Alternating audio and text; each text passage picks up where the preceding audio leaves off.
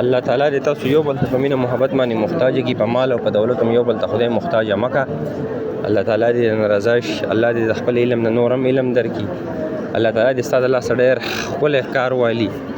الله تعالی دې هغه کار ستانه والي چې به کوم باندې ستانه خپل رب رضایي. الله دې راته دا توره کوټه دې راته الله وښولي چې دې ته وګوره، تا را دې دیدار وکړو. الله تعالی دې دا تا ته دغه شان وښیي لکه څنګه چې ورته دا ټول مخلوق راغلی سره زما دغه شان داسې دې خدای په تاسو باندې په ټول کور باندې دا خانه کعبه ولیدلې کي.